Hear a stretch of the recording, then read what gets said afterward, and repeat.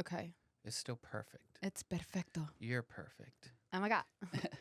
You're perfect. I'm perfect. We're perfect together. Everything's a musical. Brought to you by these drinks that ASMR. no one sponsored. That's right. We're not going to mention the name. Of anything. We're not going to mention the brand. We only mention names of sponsors. We do love it. Like Agosto Collar.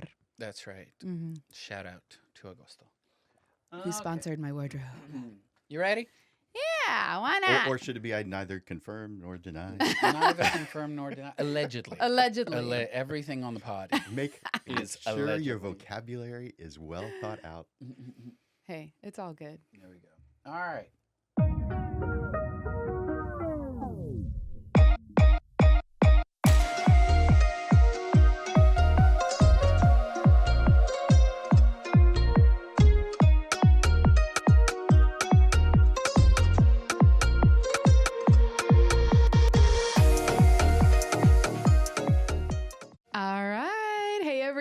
This is Nina, your host of Candid and Curious. We're excited for our show today. We are, of course, at the fantastic Gemini's Productions. And I'm with my wonderful and fantastic and fabulous producer and co-host, Jibby. As I'm sitting over here wondering, why do I keep fading this music if she just cuts it anyway and just replaces it in post? Hi, I'm happy to be here. You know, it's a little friendly band. You know, I always say... Bitter party of one. Back when I used to work at Mac, and I'm in the mall and I'm, you know, like interacting with random people on a daily basis, I would always say, like, I can always tell who are the best friends based off of how mean they are to each other. Oh, my God, yes. And I'm like, oh, y'all are close. So clearly we love each other. Oh, we absolutely do. Happy to be here, Nina. Yeah, always happy to be here with you. It's so much fun. No, and you bring the meats and the cheeses. She does. And then I put them on my side of the room. You do. I have no meats and cheeses on my side of the room. I spent hours on these. 1 hour. 1 hour.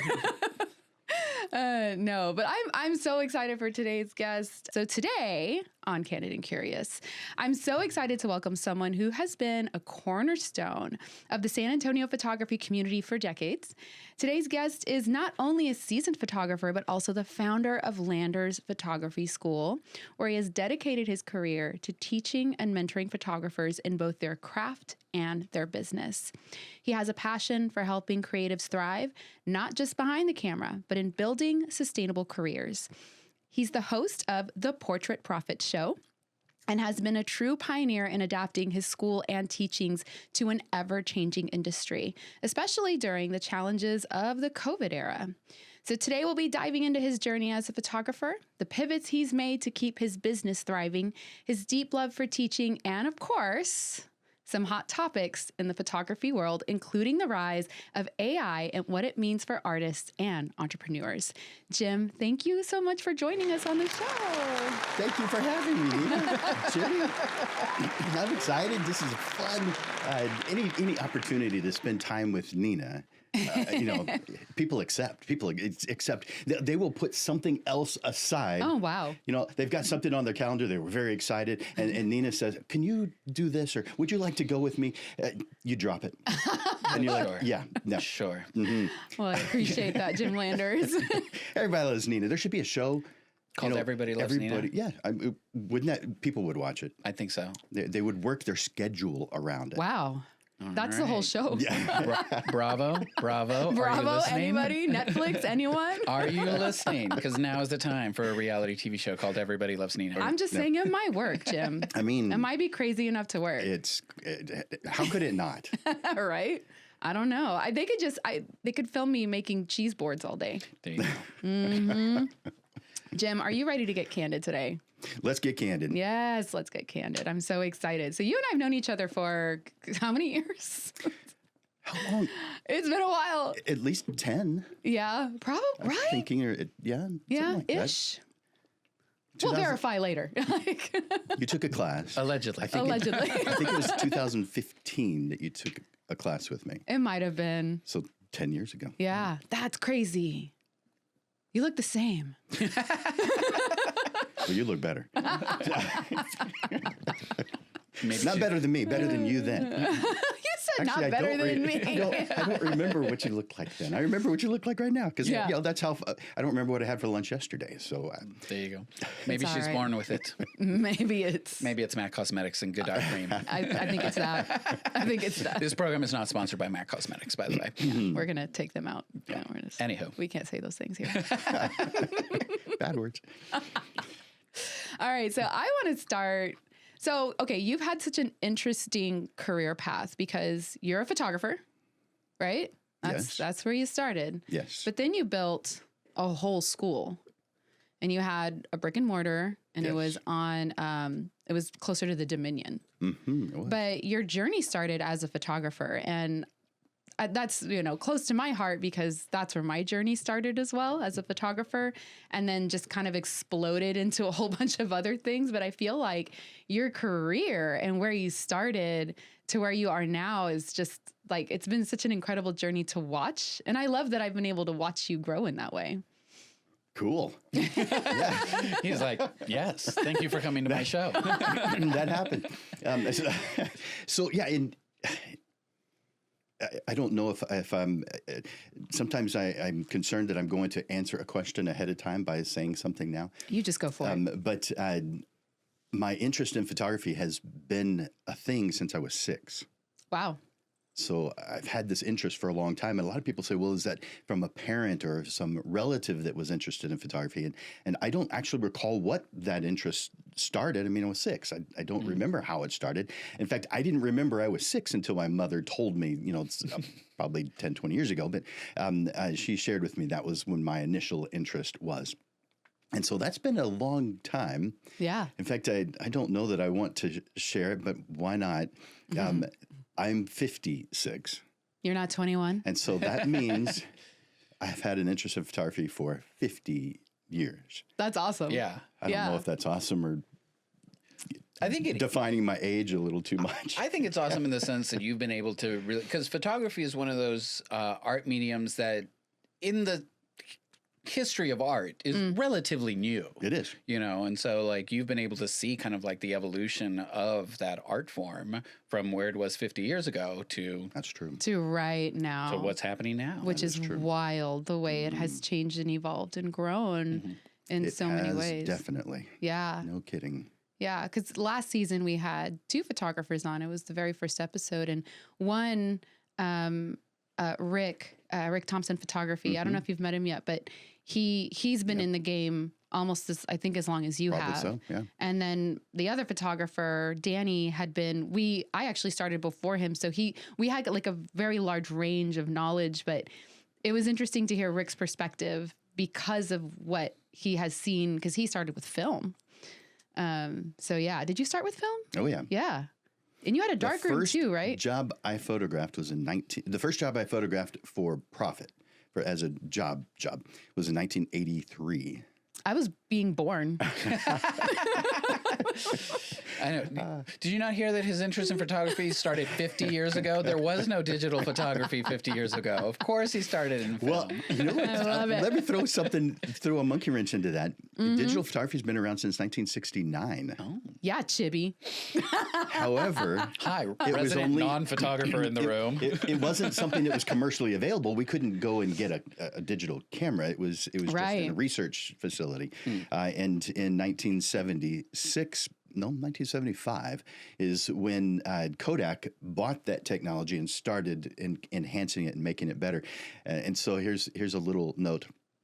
If you believe that the news gets it right every time, let me give you one example, because there's probably only this one of them not getting the news right. But they announced was it 2005, 12, somewhere in that range, that Kodak was going bankrupt. And they stated the reason was that they were slow to get into the digital photography side of things. Interesting. Because of how invested they were in the film side. Well, that's at the very least plausible, but it's also the second part of it true. They were very heavily invested and still are, because they still exist today. They're a whisper of what they used to be. Sure. Because at one time Kodak was synonymous with photography. I mean, if you said something like a Kodak moment, that meant something to a 20-year, someone in their 20s, it may not mean anything, but go back to someone who's a little bit older. And the Kodak moment was an emotional time. It was something that you absolutely had to have a photograph of. Yeah. Like something that would be obvious that was more of a every day is a birthday party, photographing the blowing out of the candles. Yeah. Or a Kodak moment would be cutting the cake at a wedding. I remember the commercials. First Yeah. all those things, everything that had an emotional, that you had an emotional, immediate emotional connection to, Was a Kodak that moment. was a Kodak moment. Yeah. Not anymore. But Kodak was not only slow to start getting into the business of digital photography, they were the first to get into it. So 75 until they came out with a camera, a digital camera in 1991. They were the first to come out with a professional level digital camera. So to say they were slow to get into it, come on. Yeah. Come on, you guys. Come on. Do your research a little bit better. We call that was false. spin. We call that It's a spin. spin. So it was certainly plausible, and everybody believed it. And it came from the news, so therefore it must be true. Yeah. No, that's, yeah. Well, let me ask you, because I know you also teach, right? I'm meeting you for the first time, so I'm the very curious person in the room. But before we get into the teaching aspect, from a photography aspect, since you have seen kind of the industry as it evolves and the tools as they get enhanced and all that, is there like a particular style or medium of photography that's like your favorite, right? That you like to go back to, or that you're like, oh, like... Well, that's a good question. On the there's two sides. There's the professional side. You know, which one do you like making money on? Sure. And then there's the personal side, where if you're not at work, what do you enjoy? And so I'm going to answer both. The first is family portraits. So that is it's two things. It's the most profitable of the portrait types of photography, in my opinion. Someone else may have a different opinion.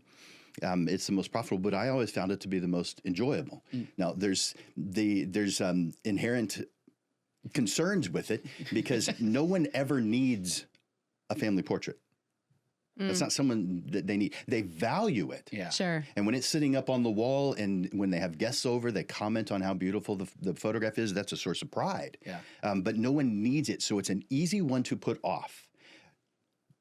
Contrast that with a high school senior. A senior portrait has to happen the senior year or the junior year, the end of the junior year, but it has to happen in a certain period of time. You don't do your high school senior portrait your sophomore year in college. All right. So it has a very specific time, and you've got deadlines, because if you want your photograph in the yearbook, you've got to have that photograph in by a certain date. And so there's things that cause you to make it happen. And so that makes the job of a senior portrait photographer just a little bit easier. Not easy, far from easy, just a little bit easier than the family portrait photographer. Now, on the fun side, if I'm not doing it for profit, what do I enjoy doing?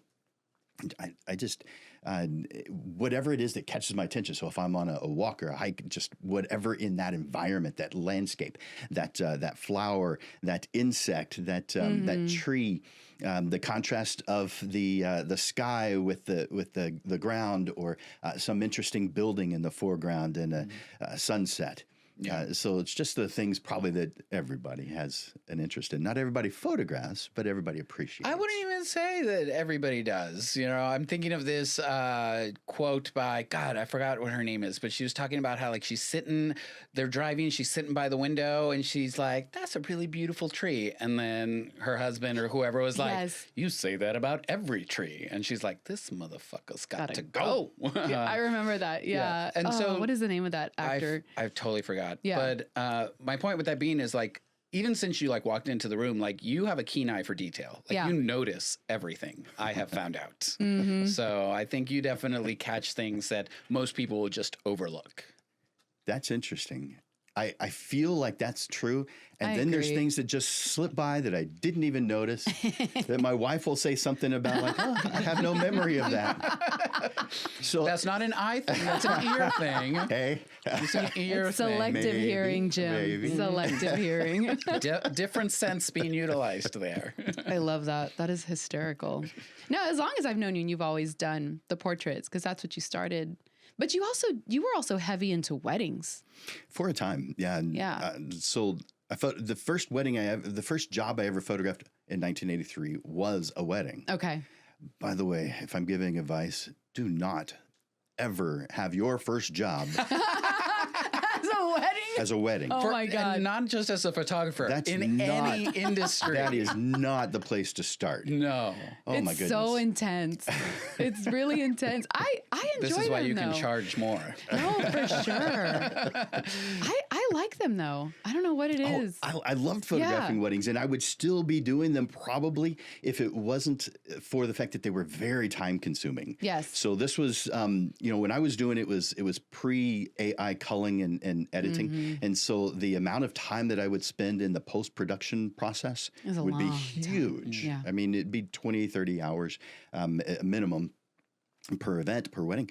And so my average amount of time per wedding was 74 hours. I would track the hours, and that would be everything that was directly attributable. So that would mean the phone calls, the crafting of the emails going back and forth, the scouting, the talking to the different vendors, all the stuff that's involved in a wedding. Now, you could cut corners and not do a lot of those things, but I just didn't believe in, this is someone's one-time event. I'm not the cutting corners kind of guy. Right. It's someone's one-time event. That just sounds...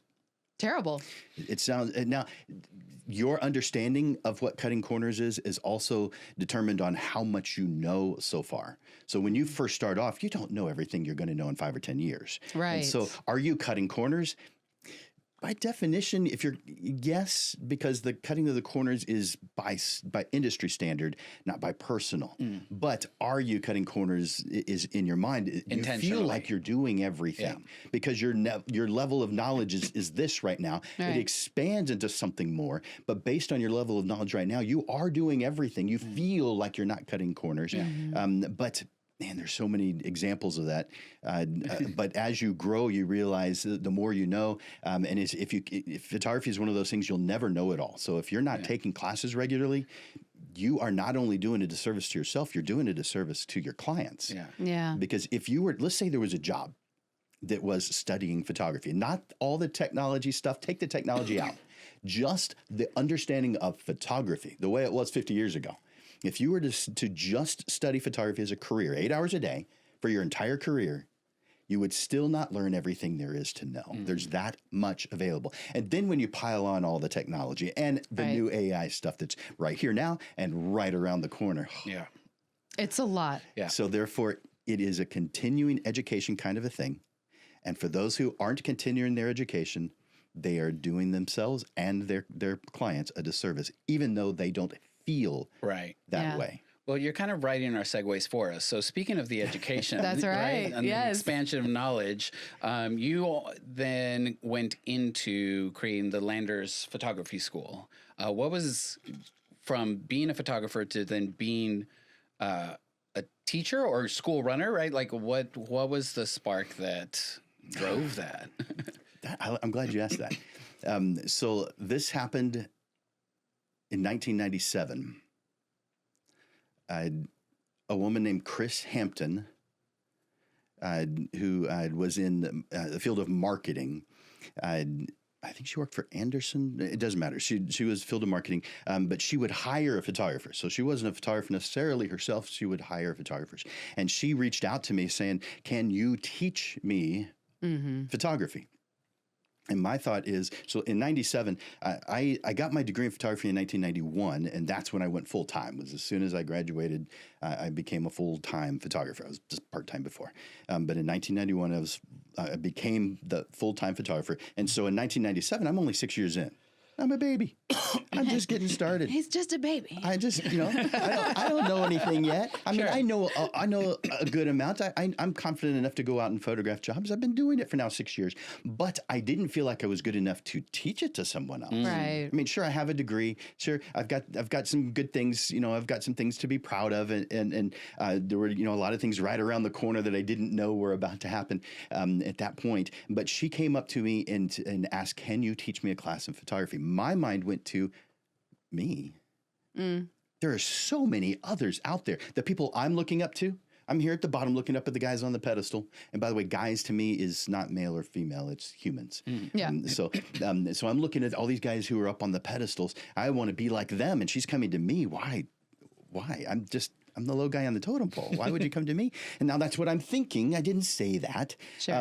But her reaction, her words effectively slapped me, not in any way negative, in every way positive. Mm-hmm. She said, "You mean to tell me that someone who has been doing this full time for 6 years and has a degree in photography has nothing he can teach or share with me?" I'd never seen myself that way before. Right. She brought that out of me. It wasn't my spark. This is Chris's spark. She brought that out of me. You've brought some stuff out of me. So I never used Zoom before you shared it with me. That's right. So I gained stuff from everybody around me. These sparks are just because I'm reacting to those who have shared something with me. Yeah. But when she shared these words, I didn't know. I saw myself differently all of a sudden.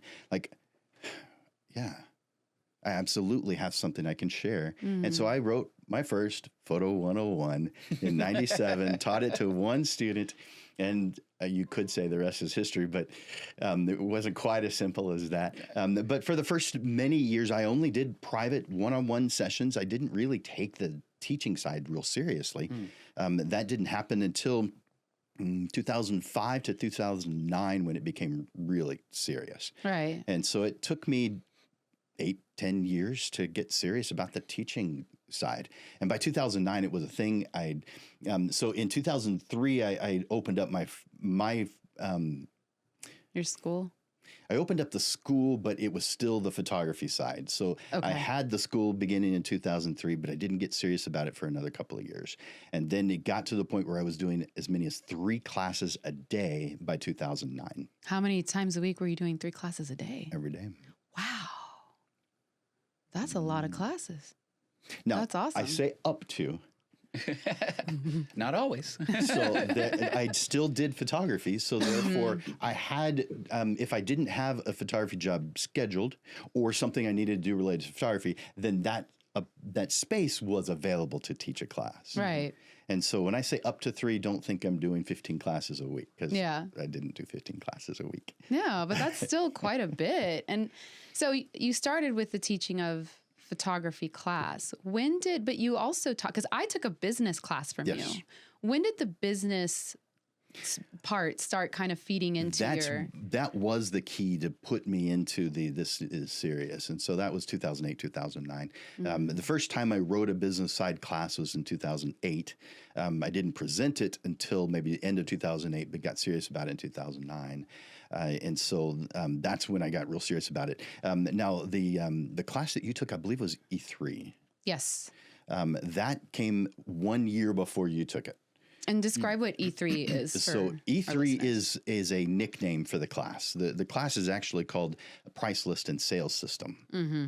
But E3 is the nickname because of the first 3 students that took the class. So in the very first class, there were 3. And I called them my Elite 3. I called them Elite 3. And so it just came from that. Now, there's a gaming convention that's called E3. And so if you're into gaming, you probably are familiar with E3 that way. In fact, one of my sons said, "You can't call it that." That name's already taken. Copyright infringement. They're going to come for you. We're coming for you, Jim. No, but it's so great that you put some focus on that, because that's often what's missing, I think, in arts education, right? Like, it is. Like I got my degree in theater. I went to school for theater, right? They taught me how to be an actor and how to make costumes and all that jazz. Nobody taught me how to make a living as an actor, right? Nobody taught me the business side of it. That's a lot for photographers too. Yeah. We fall in love with the art, and then we're like, okay, we have people asking us to do things and photograph them, and we start charging, and then we have other family members or friends that are like, you should do this as a business. Yeah. And then you're like, how? Yeah. And nowadays, you've got stuff like online communities, Facebook groups, Reddit threads, all that jazz, where you can, I'm in a few leather ones where people are like, how much should I charge for this? I just started, right? And so there's this communal learning, but 2008, 2009, Facebook was just becoming a public thing outside of schools. You didn't have that inherent community that you could just easily access, right? So it wasn't as easy to just be like, hey, you do this too.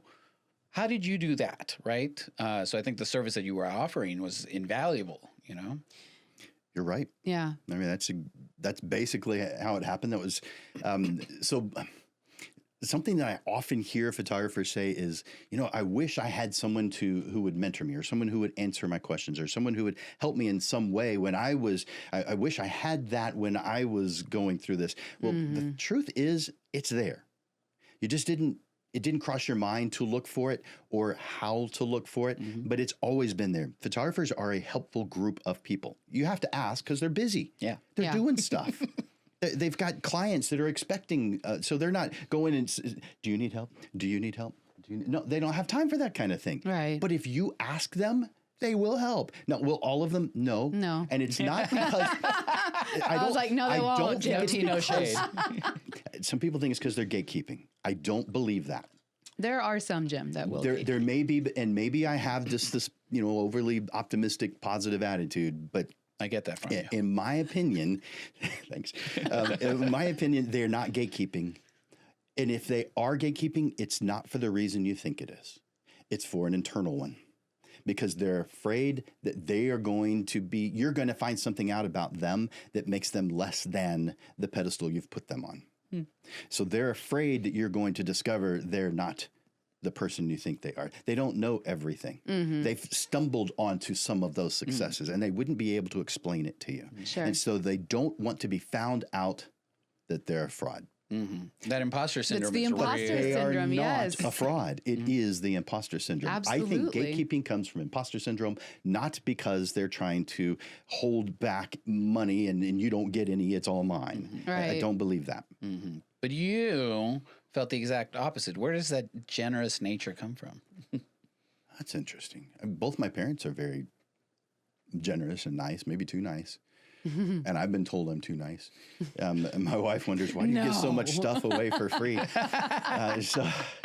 Because I do. If someone asks, I get so excited. I want to talk about it. And I've got a 15-minute free private consultation that there's a link to it on my website, on my Facebook. There's a link.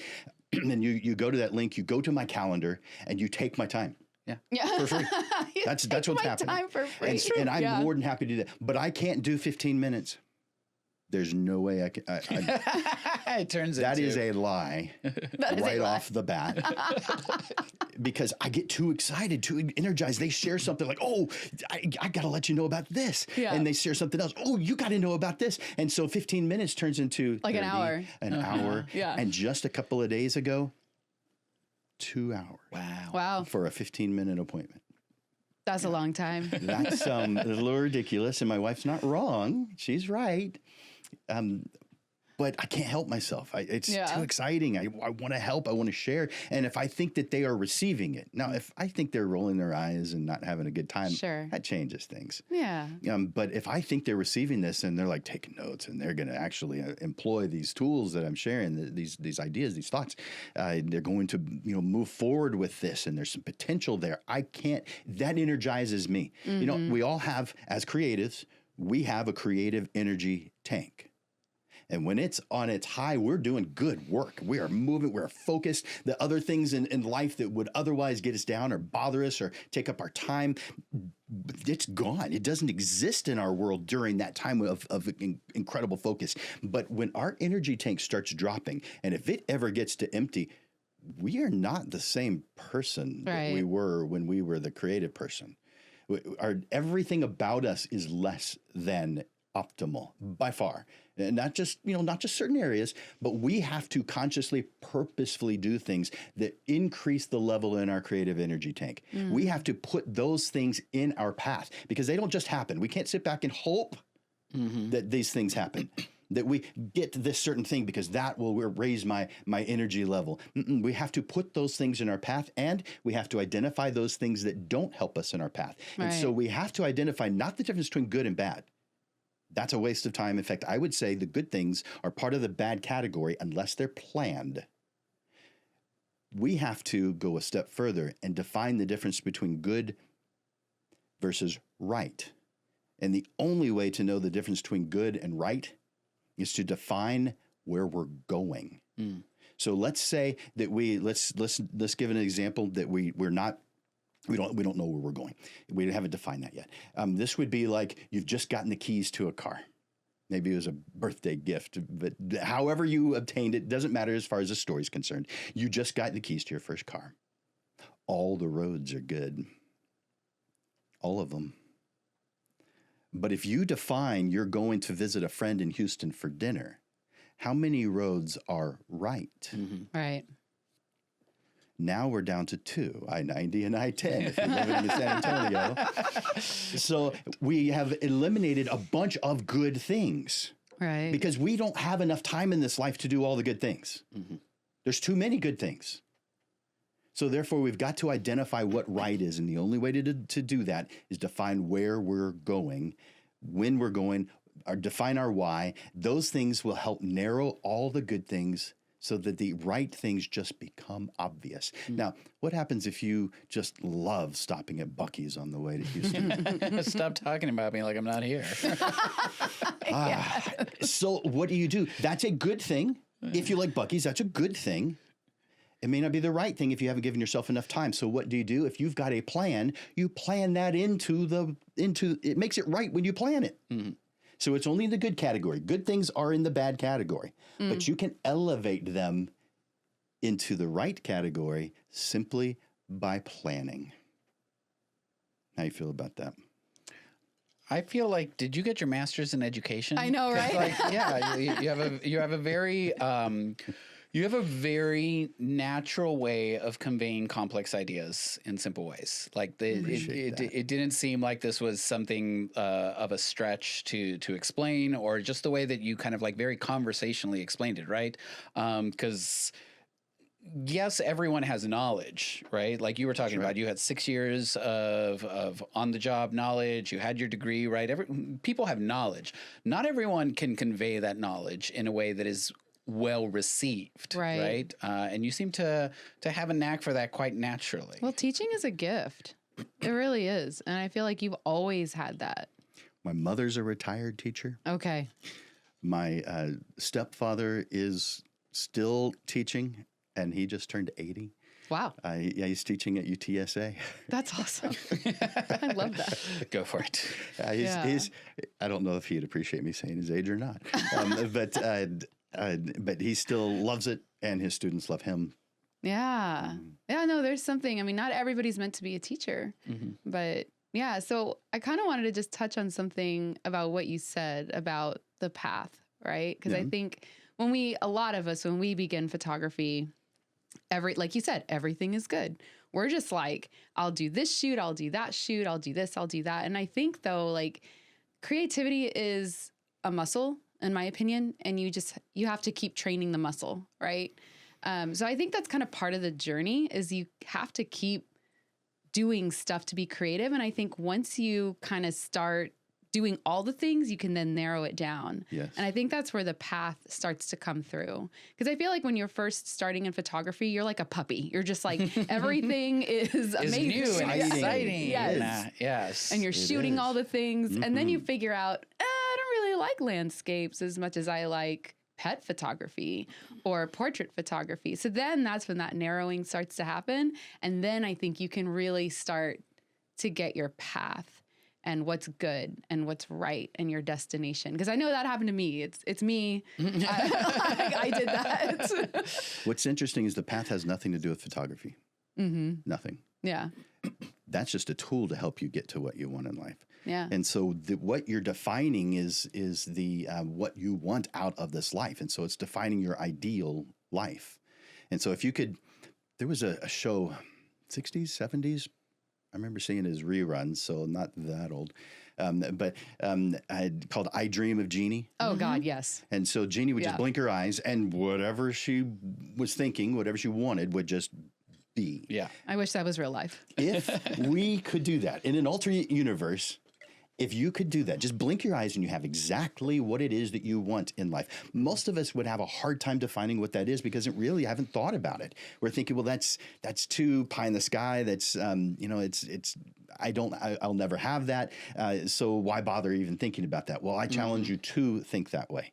Now, not so idealistic that it's impossible. Like, let's say that Nina wanted to be the first photographer on Mars. Okay. She does. You know, that would be cool. So no sorry. doubt. No doubt. Rover beat you to it. But the likelihood of that happening is, well, I wouldn't put that in the realistic category. Sure. Yeah. You know, maybe in the future, sure. But today I'm thinking, no, that's not real realistic. But I do want you to be thinking idealistic, but keep it with a realistic edge. Mm-hmm. What would be ideal in your life? And then break that down into categories, because if you're thinking of everything, you will not think of much of anything. It'll be too broad. It'll go over the place. It'll be overwhelmed. So break it down into the categories of life that you find are important. And that's different for all of us. That could be maybe family is one of the important categories to you. So put that one down. Maybe charity, giving back is important to you, or some kind of organization that you want to donate time or money to. Maybe that's important to you. Mm-hmm. Maybe financial goals, have enough money to retire and not worry about things. Maybe social, there's all different things, travel, things you want to see in life. If you could just divide those up into the different big categories, and maybe just picture this on pieces of paper or an entire, one of my interns called it a war room. She said, "Just have a room in your house that is totally dry erase boards to put all your ideas on the wall." And so, a beautiful mind, right? So put these different categories up in the room, or on paper on your computer. It doesn't really matter where you do it, but you're not going to be thinking of everything all at one time. There's too many variables. There's too much stuff. But over time, a week or two, you're going to think of a ton of stuff. Yeah. And so add things as you are thinking of them. Don't let it bother you. Don't sit there trying to brainstorm. Just let stuff flow as it flows, because it will. We're creatives. That just happens. We get a great idea at odd times, like while we're driving and can't do much about it, or taking a shower. Yeah. On a run. It happens. Yeah. Okay. There. Yeah. Yeah. So does it happen at the most convenient time when, I sit down at my computer and all of a sudden, all these ideas come? No, yeah, so it doesn't work that way. Maybe for some, maybe for some, but I think we creatives just need to allow it to happen on its own time, but give it a framework. Well, the framework is the categories, because that's telling our brain, these are the things I want you to work on over the next several days. And so as those things come in, write them down, and you'll wind up with this impressive list of stuff that would be ideal. Yeah. Now that forms your ideal life. Now it's never done. For one, you change your mind. Absolutely. All the time. But for two, there's things that come up that you didn't even know existed before. And so, or maybe a new person comes into your life you didn't know before. And so things could change. Yeah. Maybe a new puppy enters your world. Named and Chico. everything changes. Everything. That's it. We're done. So it's not a thing that you get done, but you form this ideal life environment, this mental environment where you can actually be thinking of these things, and your brain will find out ways to make it happen. Just allow it to happen. Now that combined with a couple of other things. Some of those things take time. Some of them take money. Some of them take both. Most of them take both. And so you're going to also timeline this. So this is also, make it simple. Make each one of the things that are in each category on like a Post-it note, and write it down and stick it up on the timeline. Just make it simple. Put a string across the wall, thumbtacks on each side, and just put these on. And as they happen, don't take them down. Just leave them? Leave them. Okay. Put a little gold star or something on them. Leave them there. But the reason you want to leave them is because there are times in our life, especially as a creative, when you think you're just you're at a low point in your energy What have I level. even done in my life? Exactly. And so you're thinking of all the things you haven't done yet, and you're seeing yourself as a failure because you thought you would have already gotten that done. You're thinking, how? I mean, am I lazy? Have I made some wrong choice? How have I not done this? I've got friends that have already done this. They did it 20 years ago. What's wrong with me? What you need to do is leave your accomplishments up on that timeline. You want to see them, because the moment you start doing it, because we all do that, you're not getting away with that. You're going to feel that way. Yeah. So you see all these things you haven't done yet. That may excite you also, but there are times when it's going to bring you down. If you can look back at all the things you've done, you're like, that's actually pretty cool. Like if you get spoken word artist of the year, I mean, that's did something that? to look back on. Who is she? Is there anyone in this room? I wonder. I don't know. Oh, hi. It's me. Thank you. But it's not on your mind all the time. It was last year, so yeah, maybe heavier on your mind now than it will be 10 years from now. Yeah. But it's something to look back on as I did that. Yeah. I'm actually good at that. Mm-hmm. Or at least I was. But still, it's a source of pride. Yeah. And we need that. Pride is pride. I know sometimes say that pride is a negative thing, and it can be. Everything can be a negative. Everything in life can be used for positive and for negative. But we have to have something on the pride side to keep our energy level up. We've got to know that we've got this foundation, the strength that continues to uplift us, and by default, those around us. Yeah. Yeah. You know, Jim, I think you have a future as a life coach. Right. In case you haven't considered it, a career pivot. It like totally add happen. it to your list of careers. Yeah. But speaking of pivoting, because you've had to pivot. So you because and that was a really important part, I think, in like everyone's timeline. Speaking of timeline, but the COVID pivot that you had to make because you had your brick and mortar, and all of these things that you're talking about now. You were teaching all these things at that time, and you still teach them, but now it's in a different format. That's true. Yeah. Tell me about that, because that was such a huge part of everybody's life, the COVID pivot. And I felt like you pivoted hard, and yeah, it was incredible to watch. That was difficult for everyone. Because we had to reevaluate, and it was a forced thing, and we kind of slowly went into it, but also hard. Yeah. So there were some parts about it that just went fast, and other things about it that we just kind of ruminated over. So I moved into Landers Photography School, had a physical location from 2003 to 2020, so 17 years, and that's a long time. in 2020, of course, we all dealt with in different ways with what COVID meant to us. We were how we dealt with it personally, but we were also observing how society dealt with it, because there were some things about it we're like, I don't know that I understand that, or I'm not sure I'm with that. I need to have more information. And you had all these varying opinions that we had to that we were all taking time up that had no reason to cross our mind prior to that. But in 2020, right at first, there was something that was called flattening the curve, and that was this curve of everything.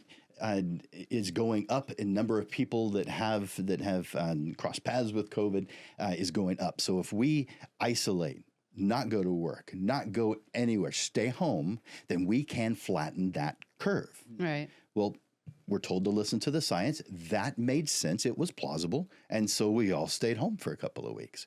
Well, what happened at the end of the couple of weeks? It didn't solve the problem. Right. So therefore they said, well, let's do it for a month. Okay, no problem. And in my mind, I'm thinking, well, I can afford not to have an income for 2 weeks. I've got savings, no big deal. Sure. A month, I got savings, no big deal. And at the end of a month, they said 3 months. I'm like, that's less doable. That's like, okay, I can do that. Because, in some situations, that was not a big deal. In mine, I had a physical location. And the rules were such that, at least in San Antonio, I don't know if everyone had this, but there was the 6-foot rule. And so you had to be greater than 6 feet away from the next person. Well, in my small classroom, that meant a total of 4 people. The teacher, 3 people. Well, 3 people is my break-even point. Right. How long are you going to go to work and not lose money, but also not go home with a paycheck? Yeah. How long are you going to be able to put up with that? And so I just didn't. I didn't bother. Right. You saw the numbers. At the end of the 3 months when they said, okay, well, it really hasn't gone down yet. This was, I guess, June, July of 2020. And they said, this is going to continue. And they didn't really give another estimate because they had already said 2 weeks, 1 month, 3 months. Yeah. And so they were smart. You know what? We've already messed up 3 times. Well, let's not give an exact time. And they said several months, could be a year. They just were kind of, and when I heard a year, even though they didn't say it with any definitiveness, I heard a year. I cannot survive. Right. paying for my Your building. the rent, all the things associated with having an office without having an income. I can't. So that caused me to move out. And because I had been exposed to Zoom by Nina, ding, I was able to think, I wonder if I could use this tool that Nina taught me to be able to do classes without having a physical location. Right. And so since 2020, I've been doing it the Nina way. You know. That's a lot of credit right there.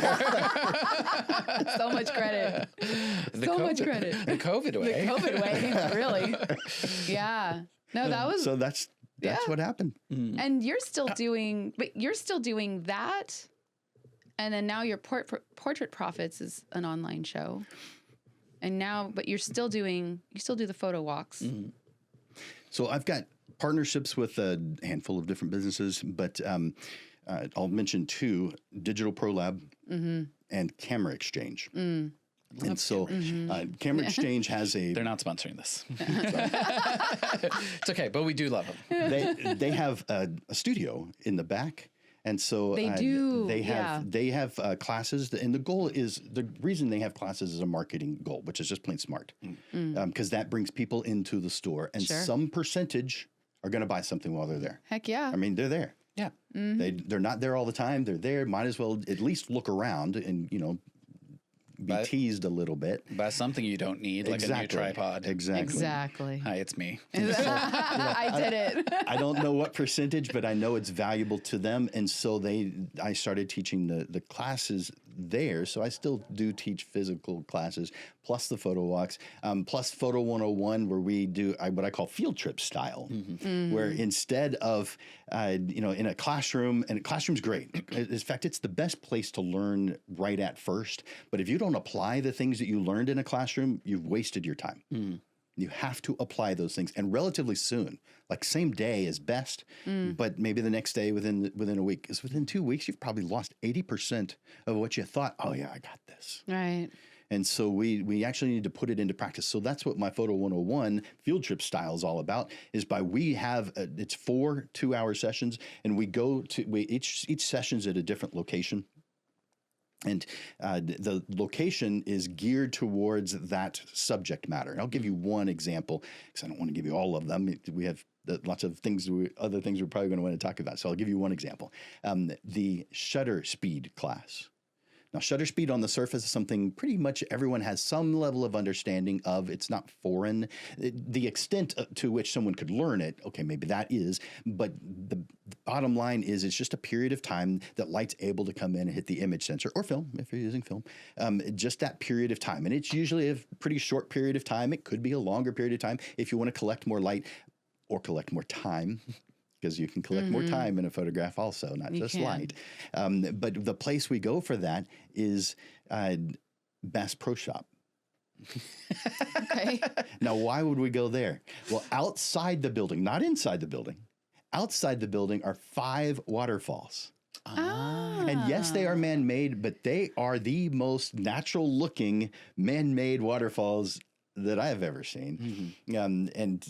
So these are they're built from the ground up. It was just barren, nothing ground, and they put boulders in, and they put plants, and of course the water. But it's a beautiful place, and there are people that are walking around that are familiar with it, but it's a relatively quiet place. And so we go there and photograph the waterfall. We can do one where we're doing a very short period of time where we're catching each little droplet of water. But we can do one where we're collecting more time, and we get that water going softly over the rocks. Just has a completely different look. There was a store, a poster store in the 80s, maybe even in the early 90s, called Successories. And they sold posters that would say something like, it'd be this beautiful photograph of this waterfall, and below it would say determination. Oh, yes. Or remember those. Perseverance. The little so that's cat what I hanging. think of when I think of those. Yeah. Let's talk about adaptability since we're on these, because So you've had your school now 2003 to 2025, right? So that's 22 years, math. And there were a lot of businesses that didn't survive the COVID pivot. Yeah. But similarly, there were a lot of business that didn't survive the post-COVID pivot, right? And I'll give you an example, like as a author, spoken word artist, poet, whatever, like when COVID happened, we switched to virtual. We started doing virtual workshops and things like that. And they were really great because like everyone was at home, right? But once that got lifted, those virtual workshops dried out real quick, right? And so I imagine, and I'm curious as to what it was that like you had to adapt a lot of your lessons from in-person to virtual, right? But you've able to maintain that kind of virtual model and it still works, even though the world is back open sort of deal. So like, what were some of the things that you adapted, right? And how have you been able to sustain that when so many other industries couldn't? So it definitely, there's a lot of classes that I taught before that I don't teach any longer. So I had written, at that point in 2020, I had written approximately 72 classes. I say approximate, and I give you the exact number. Yeah, creative minds tend to do that kind of thing. So I'd written 72, and all of those were in-person classes. All of them, every single one of them. So therefore, all of a sudden, the majority of them became something that I can't do during that period of time. It doesn't mean I couldn't start doing them again today. I could, but because of that pivot, I moved to the Portrait Profit Show, where I'm doing much, much, much more on the business side than I'm doing on the photography side. And it was a huge shift. Because it was probably maybe a max of 30%, a third of my time was spent on the business side prior to COVID. And now it's 90% on the business side. Teaching. And so the Portrait Profit Show came from that alliance with Digital Pro Lab, and working with Amanda, because she's amazing. She's fantastic. She's a wonderful, hardworking, energetic person. You guys have a lot of similarities, a lot of differences too. But you're hardworking. You're focused. You can't wait to help someone else out. And so you have that uplifting energy that that's, I call it magnetic, and that people want to be around you. She has that as well. And so she's great. So we decided it was. I think we started working on it. It was somewhere in the fall of 2020. Where we think we've got to do something for photographers. And she's probably seen she didn't say this, but it wouldn't surprise me. She's probably seen a decline in print sales. Sure. And because that's something she cares about.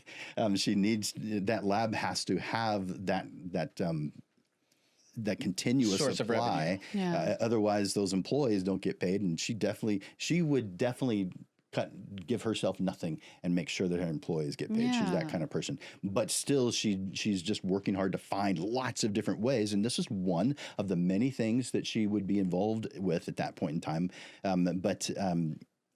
We're thinking, how do we support photographers? How do we help them out? And that's when we came up with the Portrait Profit Show. Now, it didn't start off being that name. It started off, before we started, it was called Lunch with Landers, because we were going to do it at lunchtime. Now, Lunch with Landers did evolve into something else. Since we didn't use that name, I used it to do a personal project where and I didn't ever tell anyone the number, because what happens if I don't reach the number, or maybe that number's too large, but I wanted to take 100 local photographers to lunch. And it took me 2 years. I did that. But I did it. I did. We did do that. I remember I signed up for Lunch with Landers. 100 photographers. I took 100 photographers to lunch. And it actually cost less than I thought it was going to. Because, lunch, sure, it depends on where you go. Sure. But a lot of times we went to the Dominion Country Club, and so that was, $55, $58, I think. $60, let's just say. So yeah, it could add up, but I didn't take everybody there.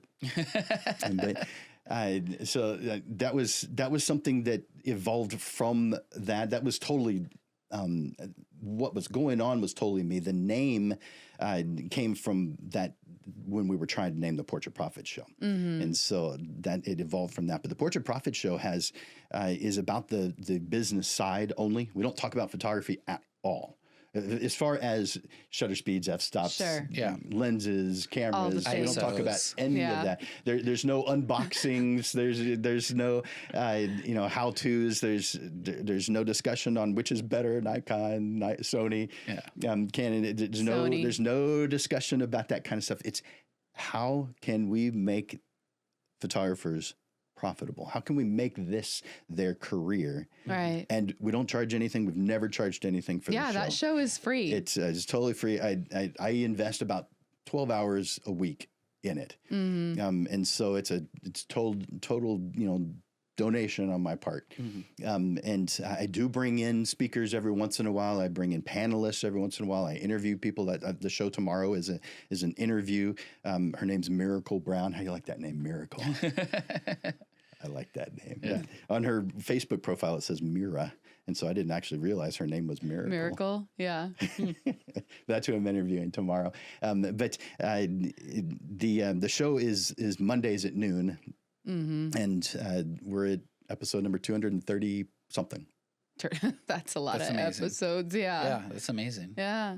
And it's all free. Like you've just been doing this, and again, it's like your commitment to the photography industry and to the local photographers here in San Antonio is like you just give and you give and you give. And yeah, there's some things that you charge for, but to have a business show to teach the business side to photographers, I mean, and it's free, like y'all need to go watch it.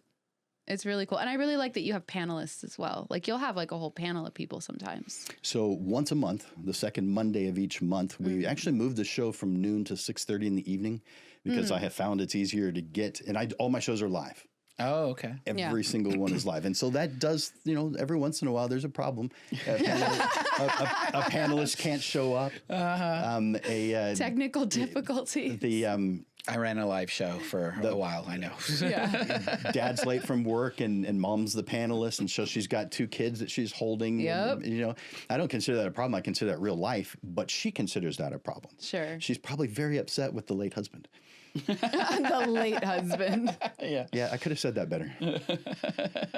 Vocabulary is important. It is. It is. Syntax is a thing. Are you serious right now? Look, I don't know. It's just he wants to sit next to me. Okay. There's a puppy invasion happening. And he's sitting on my lap. For those of you that are listening to the pod, not watching it, you're missing out. I suggest you go watch this on YouTube right now because it's happening. Well, the new frontier of photography seems to be AI, right? It is. Quote unquote new. I use new very loosely because artificial intelligence has been around since Microsoft spell check, right? But in any case, AI has gained this really big popularity, this surge. You've got generative AI that, that was something that Rick was talking about when he was on, where he's become a photography prompter. Right? A promptographer. A promptographer. That was the word the word that he used, He used, where, he spends a lot of time, figuring out the exact prompt to use to get the exact result that he wants, right? From, he does portraits, but through AI. So, Well, he does both. So he's a portrait photographer. How do you see AI? So go ahead. Put your neck out. AI is just another tool. It's going to negatively affect some photographers' perception of what's going on. They're going to be very upset. It's going to kind of like when there was the switch from film to digital. And the acceptance of things like Photoshop and making adjustments, changes to the work. Those who not necessarily rejected it, but just pushed against it would be called purists. So I think that will be called purists at some point. Sure. I mean, I'll do you one better. When camera came around, all the painters Yes. did portraits. We're like, how could you? No, there's nothing like a hand-painted portrait, right? Yeah. It reminds me, I was judging an art show that had multimedia. It was everything. So photography was a small part. The majority were painters, but there were sculptors. There were what's the glass artist called? Like glass blowing? Glass blowing, and what's the other one where you have the colored glass? That you find in churches. Stained glass. Stained glass. Stained glass, Yeah. stained glass artists. So there were all different kinds of media, but there were 3 judges. So myself, photographer, and 2 painters. And so when we were having our little discussion after going through the room, there's a huge room, going through the room and choosing our favorites, I had some photographers on my list of favorites, and they kind of looked at me funny and tilted their head like, do you really think a photographer should win? I mean, photography's nice, and those images definitely are pretty, but all they had to do was press a button. Ew. Oh. That is so cringe. No. Terrible. Awful. We hate it. But We hate it. So, But AI. that was their AI. point of view. So, AI is just another evolution. It's just another tool. It makes more people artists, but are they actually? It depends on how you define it. It's definitely a tool. There's so many different parts of it. If we're talking only about the photography part of it, you can create an image just like Rick said with a prompt. Yeah. And there is a new one that came out. It hasn't actually come out. It's in the Google. What's that workspace? Sandpit or Sandbox, where it's not actually available, but if you know how to get to it, you can get it. And it's I don't know if you're supposed to talk about its name, but I'll say the name. I'll say banana. Banana. Yeah, and when you actually see it, you'll remember that I said banana because the name has the word banana in it. Okay. But it's a Google product, but Google isn't claiming it yet. It's Google, but they're saying no, it's not us. What are you talking about? But this is something that is right around the corner, so you can take images and just describe them, or bring in a couple images that you have. So let's say we have an individual photograph of each one of us, and a third photograph of an environment. We could say, and we could all be photographed in different places, different lighting situations. Right. We can enter in what we want, include each one of these 3 people, put them into this 4th image. This is our background, and make it look like we were actually photographed there. And you just describe it, and it just does it. Right. And it doesn't look perfect every single time. In fact, sometimes it looks pretty bad. Right. Yes. It's in the it needs some help. It's in development. It's in pre-beta testing. So therefore, the fact that it is impressive sometimes. Right. Once it gets to beta, it's going to be impressive. Once it gets available to all of us, the only reason I heard about it is because someone that I follow, Matt Wolf, on AI, he has a YouTube channel. He called it the Photoshop killer. And I was like, come on, I've heard this before, and nothing kills Photoshop. Yeah. I watched this, and I was like, You're like, actually. okay. So it's got a shot. It's not in its current form, but you can see, what is that cliche? I can see the writing on the wall. Yeah. Yeah, I can see it. Now, right now, Photoshop is doing a fantastic job of keeping up. Yes, they really are. And it's surprising because you kind of think of them as, I kind of expected them to be the purist and keep things going the way they are. And be, yes, exactly. I kind of thought they'd do that. They went the opposite direction. I think it's good that they're doing that. There's some software companies that are switching from that model of you bought the software to the subscription. Yes. All of them. And so everything over the last 20 years has switched to that. I remember buying Photoshop. It was $2,500. It was ridiculous. It was so expensive. And then they come out with a new one next year. Yeah, and then you had to buy, you had to, each time there was a new version, you had to buy the new version. That was a lot less. You had to buy it. But then the subscription came in. Was a pirate. Well, there was that. But of course, I think subscription with the relatively speaking low price reduces the piracy of software. Very much so. so. That was a smart choice. It also makes it difficult to do that. Allegedly. We don't know anything about that. So but AI is is the direction. So yes, it's not going away. To do anything that is in the resistance category, I don't know how beneficial that's going to be unless you're using it as a marketing tool and you're saying, this is what I choose to do. So let's say that you're a black and white film photographer. If that's what you're marketing, then that can have some benefit. This is what I do. They're going to attract those who want that kind of thing. But as far as most of us, we need to learn, we need to adapt, we need to take some classes, we need to watch some YouTube videos, we need to listen to those who are, in our environment who are sharing things that they have learned. We need to be a part of all that. Yeah. And sometimes, like it isn't, like you said, it's a tool, and it doesn't even have to be a thing that like creates the whole project for you, right? It's like the tool that I use the most in Photoshop these days is generative expand. Yes. Yeah. Just because it's like, well, I really need this to be in this ratio, not the ratio it's in. And if I crop it that way, it's going to totally ruin the photo, right? And like, it's these small things that like becomes just another tool in your arsenal. That's right. Has it infused the way you teach the business of photography in any way? It is. So I've got my flagship program is called Career Photographer, and it is a year-long program that includes a lot of the programs. One of them is E3, but it includes a lot of the programs. It's mostly a coaching program, but it's got a bunch of other stuff that's part of it. And I wrote it in 2018, but in the last 5 years, so this is 2025, in the last 5 years, there's been massive amounts of change, and all of it good. I mean, you can look at something in a way that doesn't, it's just like beauty is in the eye of the beholder. Whether you think something's good or bad is in the same category. Right. And so it just depends on how we see it. It's kind of like happiness. Does it come from the things that you're doing, or does it come from how you react to the environment that you're in? Because I think happiness is here. If you're not happy, it's here. It's not out there. There are things that will influence that happiness. And so in the short term, it could be out here. But in the long term, we have to turn that around. It's totally up to us. Absolutely. And so these tools, they're simply tools. The changes that we are employing and putting into our business and into our life, we are choosing those to make our life better. And the best way to do that is by defining where we're going. Back to the ideal life. If we define what we want as an ideal life, then that really helps narrow all the, because there's a ton of choices. Way more choices than we can handle. We can't do research on all the different options that are out there for each individual thing.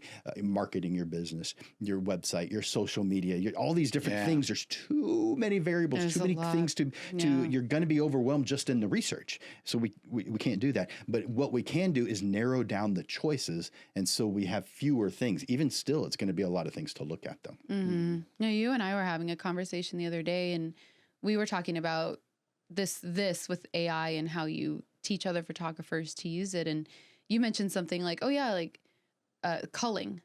And I told you, I was like, I'm still culling my own images. And I was like, I just haven't gone head first into the culling software, and you're like, hey, that's just how you're used to doing it. Which Most is true. are still doing it that way. Yeah. But you won't be doing it that way for long. Yeah.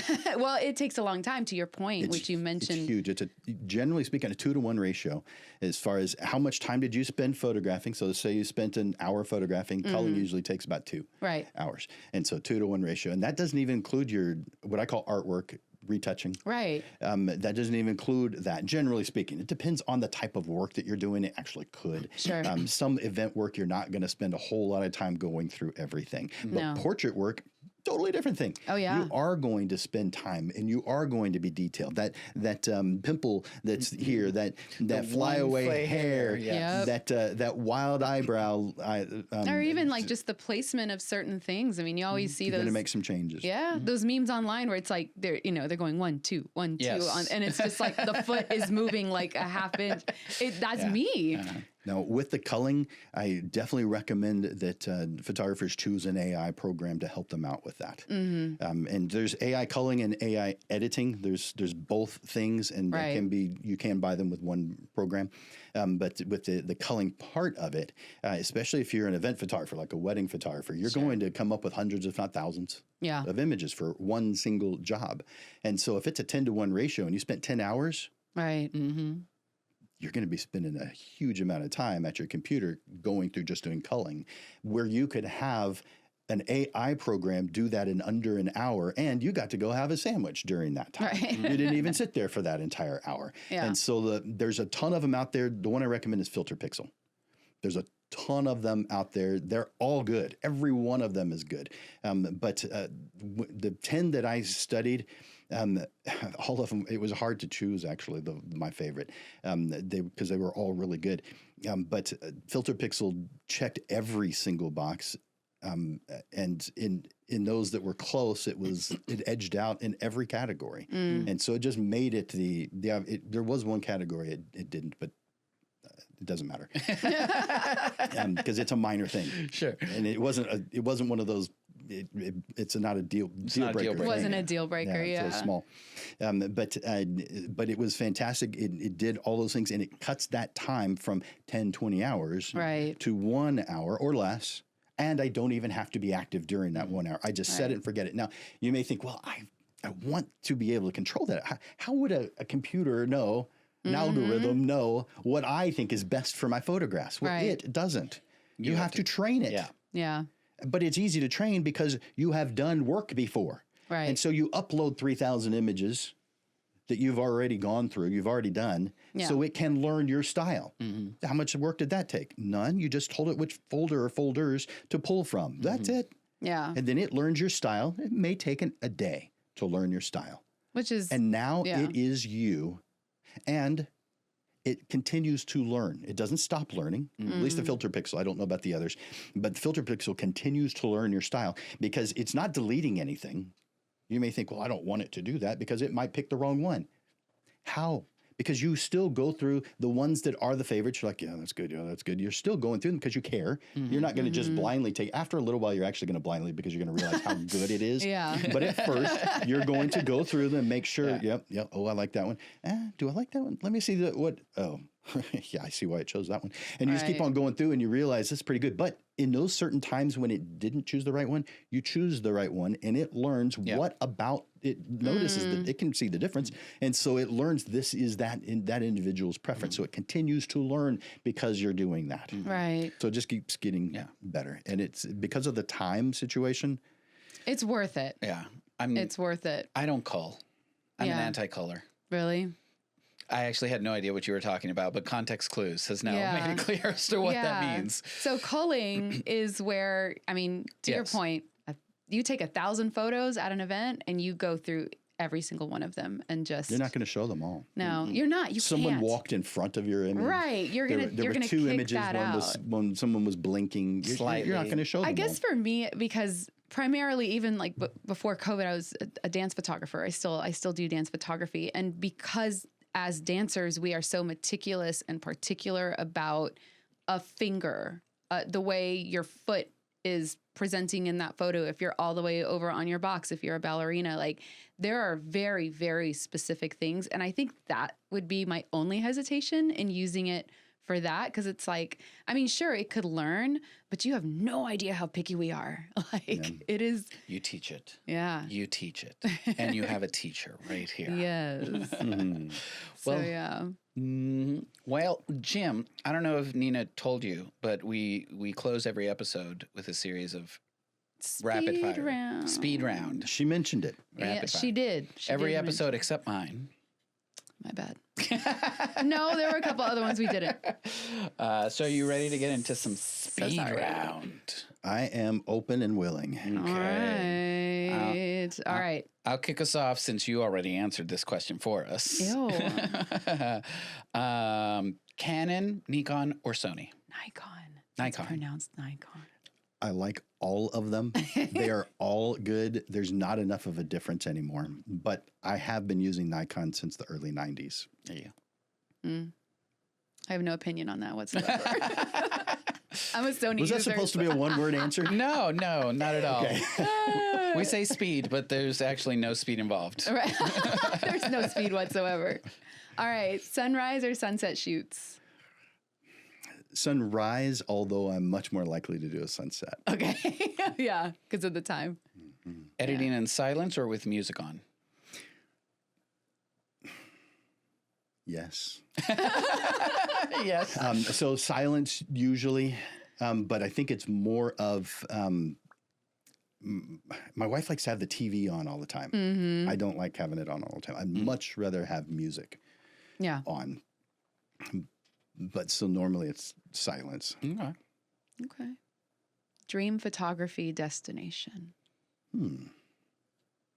So beauty is in the eye of the beholder. I can create a beautiful image anywhere. Yeah. So I don't have a destination that's photography related. Wow. Okay. Call that a mic drop moment. Flash or natural light? Yes. Exactly. Both Exactly. of those are tools. It would be like hammer or screwdriver. Right. It depends on the one that I need to be able to convey the story I'm trying to tell. Yes. Now, there are some who have not chosen to learn flash photography. Right. That's a mistake. I That agree. would be like a carpenter saying, you know what? I don't use hammers. Right. Because a hammer can go through sheetrock. Yeah. And that causes problems. Well, the same thing as a flash can be too bright Yeah. and get too much light on the subject, and that overpowering looks bad. It turns regular skin tone, whatever that tone is, into paper white, no matter what their skin tone is. So yeah, that's a bad thing, but it's no different than putting too much power into a hammer and putting a hole in your sheetrock. There's no difference. So to not learn how to use the hammer and you're a carpenter, Right. come on. Come on now, better. people. Do better. Thank you for coming to Jim's TED Talk. That's right. All right. Favorite guilty pleasure snack during late night edits, or really any time for editing? So I really like these. These are Cheez-Its, and these are the burned ones. What do they call it? The extra toasty. extra Toasted, toasty. yes. Yeah. Hashtag Poquito Char. Poquito char. Yes. That's my drag name. Oh, I love that. It's not, but it would be. Because that's how I cook. Poquito Char. Just a tiny bit. Okay, I like it. One photographer, past or present, you'd love to shoot alongside.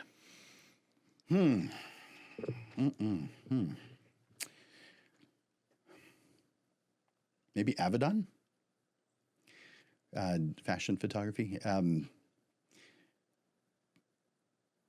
I would love to see how Ansel Adams works, but because of all the hiking involved, Dang. and getting out in the cold You're like, maybe not. weather, Maybe not. that guy's a bit more adventurous. I like adventurous, but there's a limit to it.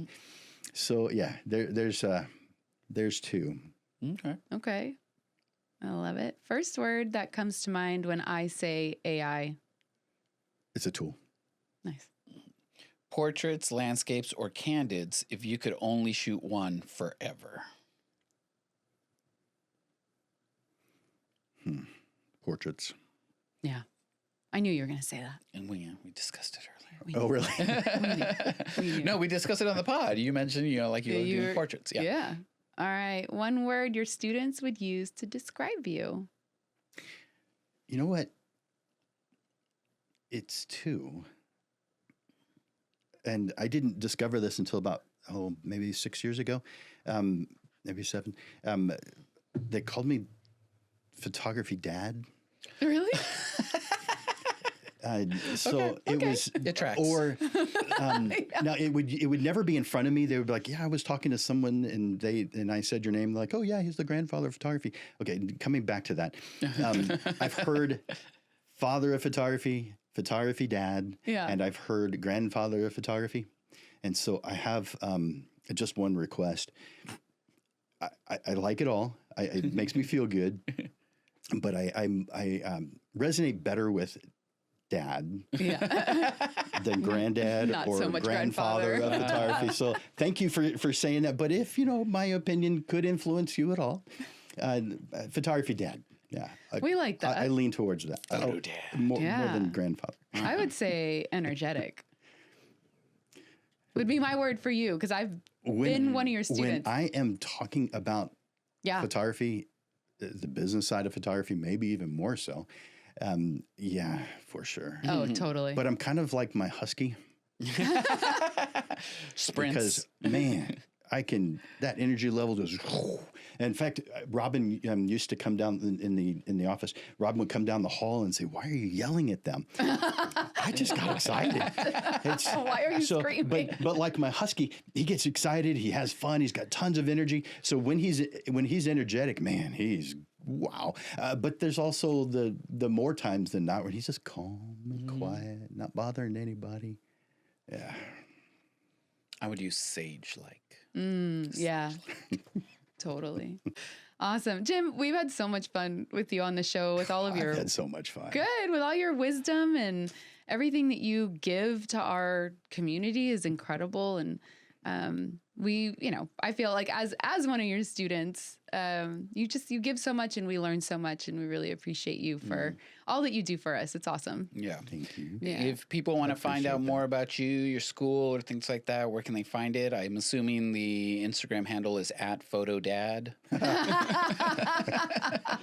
Well, actually, you could do that, but Landers Photography School. So at Landers Photography School on Instagram, Landers Photography School on Facebook, landersphotography.com. If you want to go to the website and see a few of the choices. So I've written over 250 classes. I think there's maybe 20 of them listed. There's not very many listed there. Yeah. But there is an opportunity for you to click on a link that takes you to my calendar so that you can talk about it.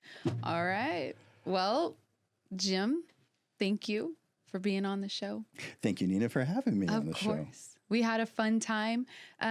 Y'all, thank you, Jim. Everybody watch this episode. It was really very informative. And we'll see you next time with our next guest. Bye. Bye. Bye.